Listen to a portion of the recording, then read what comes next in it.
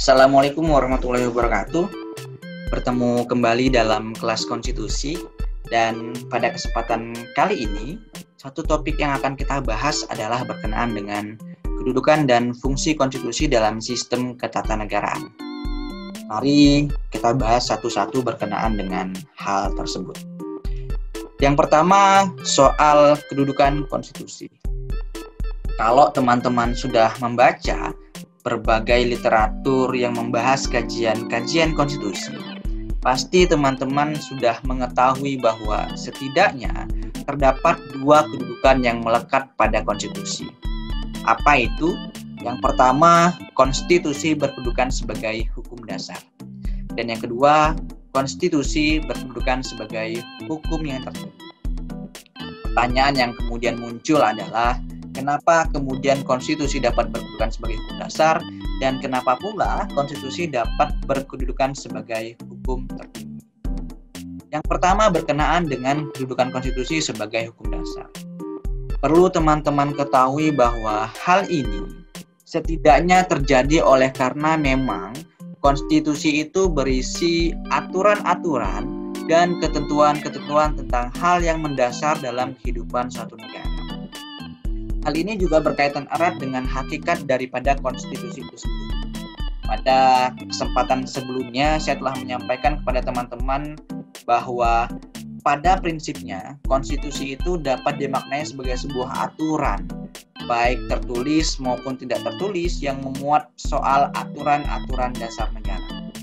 Nah, oleh karena memang pada prinsipnya konstitusi itu memuat soal aturan dasar negara, maka pada titik inilah kemudian kita dapat memberikan kedudukan konstitusi itu sebagai sebuah aturan dasar dalam kehidupan ketatanegaraan di suatu negara. Nah, inilah kemudian menjadi alasan kenapa kemudian konstitusi itu dapat memiliki kedudukan sebagai aturan dasar negara atau dapat memiliki kedudukan sebagai hukum dasar negara. Kemudian yang kedua, soal kenapa konstitusi juga dapat berkedudukan sebagai hukum yang tertinggi.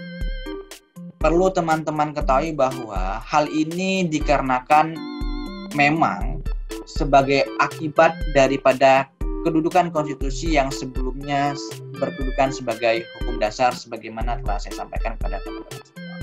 Dengan kata lain, salah satu alasan kenapa kemudian konstitusi dapat berkedudukan sebagai hukum tertinggi adalah sebagai akibat daripada kedudukan konstitusi sebagai hukum dasar. Bagaimana mungkin konstitusi yang berkedudukan sebagai hukum dasar tetapi tidak memainkan peran ataupun tidak berkedudukan sebagai hukum yang tertinggi. Nah, inilah sebab kenapa kemudian ataupun inilah kemudian yang menjadi penyebab konstitusi itu dapat berkedudukan sebagai hukum tertinggi, karena memang sebelumnya dia memiliki kedudukan sebagai hukum dasar.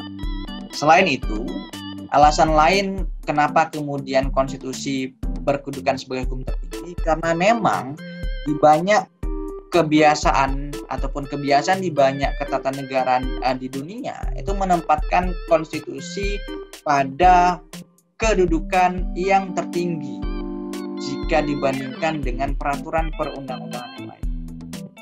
Hal ini pada akhirnya membuat konstitusi memiliki hierarkisitas kedudukan yang lebih tinggi jika dibandingkan dengan peraturan perundang-undangan yang lainnya. Konsekuensi lain yang juga kemudian muncul adalah apabila kita ingin membentuk sebuah peraturan perundang-undangan yang hierarkisitasnya tidak lebih tinggi daripada konstitusi, tentu harus merujuk atau bersumber pada nilai-nilai yang terkandung dalam konstitusi. Dengan kata lain, kita tidak boleh membuat sebuah aturan yang bertentangan dengan konstitusi, karena memang kedudukan konstitusi itu adalah sebagai hukum yang tertinggi. Selain dia juga berkedudukan sebagai hukum dasar dalam satu sistem ketatanegaraan di suatu negara. Pertanyaan lain yang kemudian muncul adalah bagaimana dengan konstitusi negara kita, Undang-Undang Dasar Negara Republik Indonesia tahun 1945. Kalau kita lihat di dalam materi muatan peraturan perundang-undangan, dan kalau kita lihat di dalam pasal 7 Undang-Undang Nomor 12 Tahun 2011, Undang-Undang Nomor 12 Tahun 2011, kita dapat mengetahui bahwa konstitusi kita, yaitu Undang-Undang Dasar Negara Republik Indonesia tahun 1945, menempatkan kedudukannya tidak saja sebagai hukum dasar, tapi juga sebagai hukum yang tertinggi.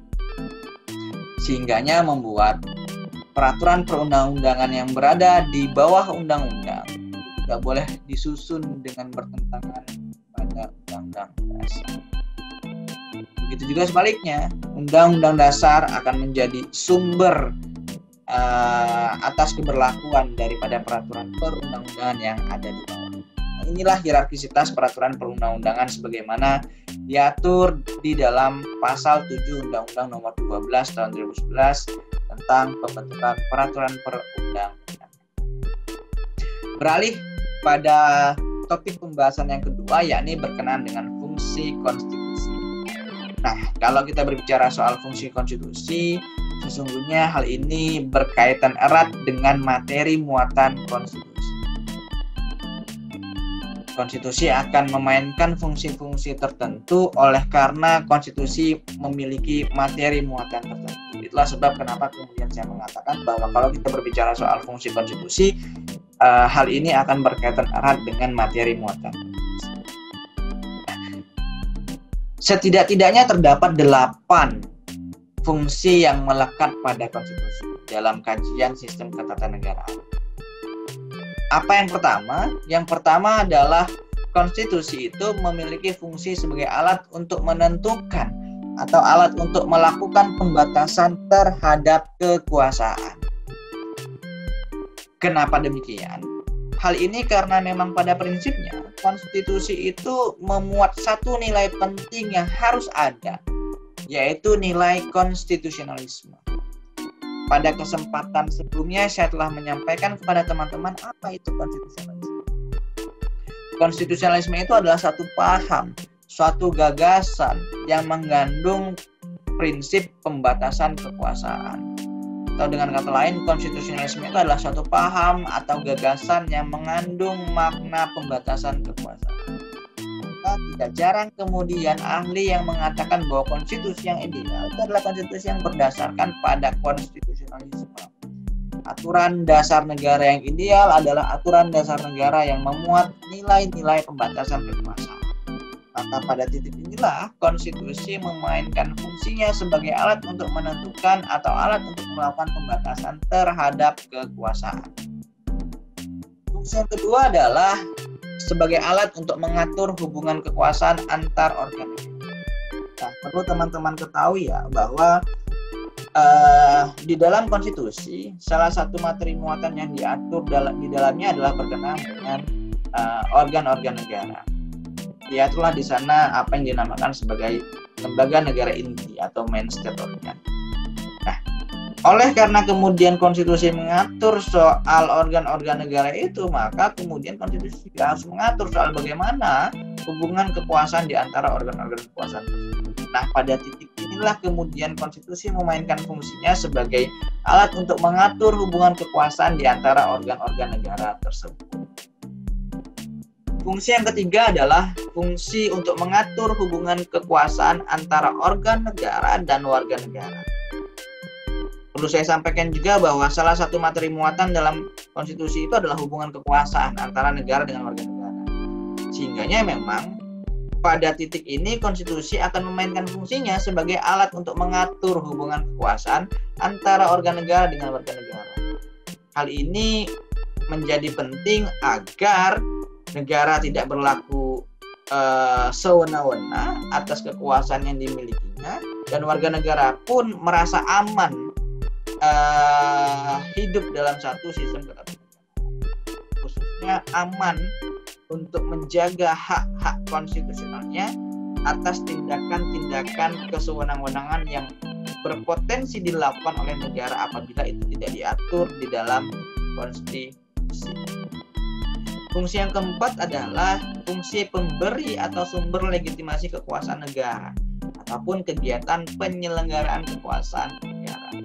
Jadi, teman-teman perlu mengetahui bahwa sumber legitimasi kekuasaan negara ataupun penyelenggaraan kekuasaan negara itu adalah konstitusi. Walaupun memang nanti akan saya jelaskan bahwa konstitusi mendapat sumber legitimasi itu dari siapa. Tapi pada titik ini, secara formil ataupun secara legitimasi, konstitusi itu memiliki ataupun konstitusi itu menjadi instrumen untuk memberikan kekuasaan itu, memberikan kekuasaan negara, memberikan kekuasaan kepada negara ataupun kegiatan penyelenggaraan kekuasaan negara. Beralih pada fungsi yang kelima adalah fungsi penyalur atau pengalih kekuasaan dari kekuasaan yang sah kepada organ negara. Nah, ini berkaitan dengan fungsi konstitusi yang keempat sebagaimana yang telah saya sampaikan sebelumnya. Kita perlu tahu bahwa di dalam negara yang menggunakan sistem politik demokratis khususnya, sumber kekuasaan yang sesungguhnya itu adalah berada di tangan rakyat. Instrumen untuk mengalihkan sumber kekuasaan yang sah yang tadinya berada di tangan rakyat itu adalah konstitusi. Kepada siapa kekuasaan itu diberikan? Kepada negara, kepada organ-organ negara sebagai pelaksana daripada kekuasaan yang sah yang sebelumnya ada di tangan rakyat. Maka pada titik inilah kemudian konstitusi memiliki fungsi sebagai alat untuk menyalurkan, sebagai alat untuk mengalihkan kewenangan dari sumber kekuasaan yang sah yaitu masyarakat kepada organ negara sebagai instrumen negara untuk melaksanakan sumber-sumber kekuasaan yang sebelumnya telah disalurkan, yang sebelumnya telah dialihkan dari konstitusi. Fungsi yang keenam adalah fungsi simbolik. Jadi teman-teman perlu mengetahui ya bahwa selain sumber-sumber substansial sebagaimana tadi saya sampaikan, bahwa ternyata konstitusi itu juga memiliki fungsi yang bersifat simbolik. Apa itu? Ya, konstitusi pada prinsipnya dapat dijadikan sebagai sarana pemersatu. Konstitusi dapat dijadikan sebagai rujukan identitas dan keagungan bangsa, serta konstitusi juga dapat diartikan sebagai center of ceremony.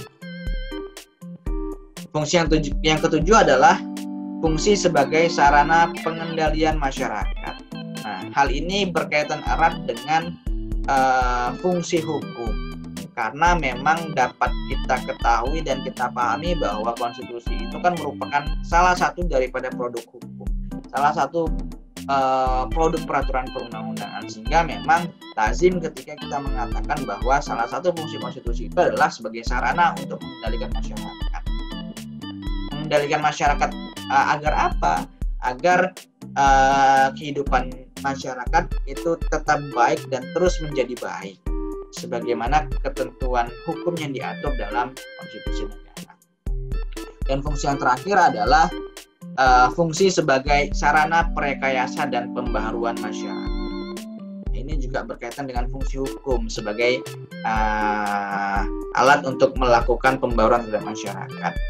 Nah, pada titik ini konstitusi itu diharapkan mampu mengubah satu keadaan yang sebelumnya tidak baik menjadi lebih baik. Dalam tatanan konkret, saya mencontohkan bahwa konstitusi itu diharapkan mampu merubah kehidupan yang tadinya tidak mengatur pembatasan kekuasaan secara baik.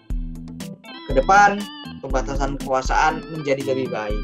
Yang sebelumnya konstitusi, yang sebelumnya negara itu tidak mengakui ataupun melindungi hak-hak konstitusional warga negara, hak-hak asasi manusia, maka ke depan dengan adanya konstitusi, maka hak-hak asasi manusia dan hak-hak konstitusional warga negara itu lebih tinggi. Nah, itulah maksud daripada konstitusi memiliki fungsi sebagai sarana perekayasa dan pembaruan masyarakat. Pertanyaan penting sekali yang perlu kita jawab dan perlu kita refleksikan bersama adalah bagaimana dengan konstitusi kita? Apakah Undang-Undang Dasar Negara Republik Indonesia tahun 1945 telah mampu memainkan fungsinya dengan baik sebagaimana fungsi ideal konstitusi? Nah, ini yang perlu kita jawab dan kita refleksikan bersama. Kalaulah kemudian kita merasa bahwa konstitusi kita belum mampu memainkan fungsinya dengan baik, atau ada implementasi daripada konstitusi yang membuat pada akhirnya konstitusi kita itu belum mampu memainkan fungsinya dengan baik, marilah kita sama-sama bahu-membahu membuat agar fungsi konstitusi kita dapat berjalan dengan baik. Hal ini menjadi penting tidak saja bagi kita sendiri, tapi ini menjadi penting oleh karena akan membawa rasa aman, membawa rasa tenang bagi seluruh masyarakat di negara Indonesia. Sebab dengan berfungsinya konstitusi secara baik, maka kehidupan ketatanegaraan pun akan berjalan lebih baik dari sebelumnya. Pada level inilah kemudian setiap masyarakat berperan untuk terus menegakkan konstitusi agar fungsi-fungsi konstitusi itu dapat dijalankan dengan baik. Oke, sekian hal yang perlu saya sampaikan kepada kalian semua. Semoga yang sedikit ini dapat memberi manfaat banyak bagi kita semua. Saya akhiri. Assalamualaikum warahmatullahi wabarakatuh.